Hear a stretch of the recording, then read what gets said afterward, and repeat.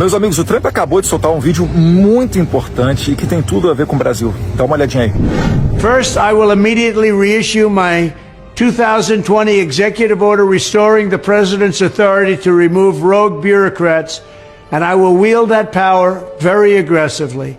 Second, we will clean out all of the corrupt actors in our national security and intelligence apparatus, and there are plenty of them.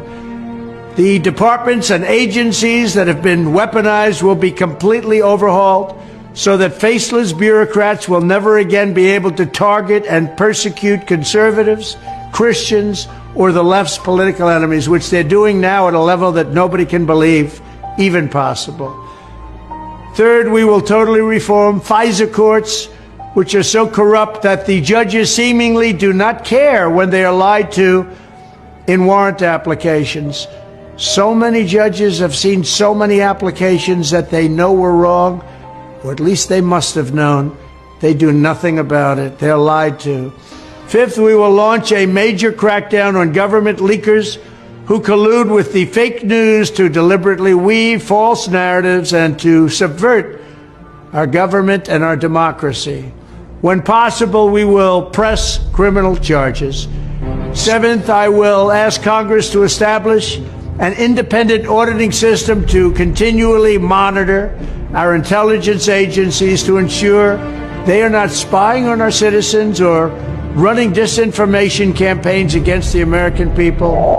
O que basicamente o Trump está falando é o seguinte, que ele será totalmente severo para acabar com a perseguição nos Estados Unidos. Porque acontece no Brasil, acontece também nos Estados Unidos. E o americano, inclusive o presidente Trump tinha essa plataforma muito forte, se preocupa muito com o controle de fronteira, com a imigração ilegal e esse tipo de coisa.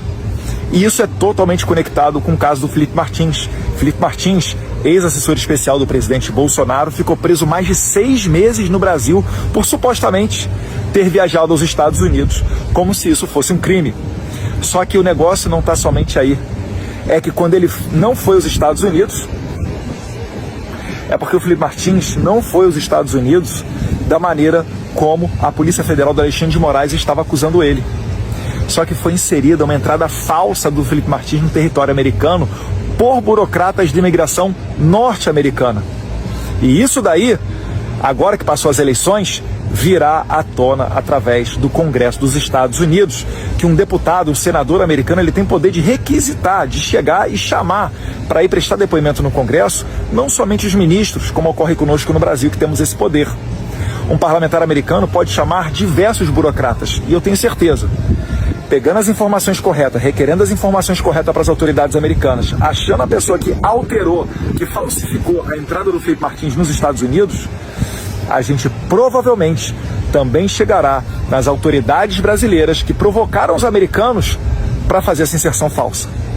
Isso daí é crime nos Estados Unidos. Isso daí, a gente está falando que as consequências são muito piores do que apenas a autoridade estrangeira perder o seu visto. Então, vamos acompanhar o desenrolar dos próximos capítulos.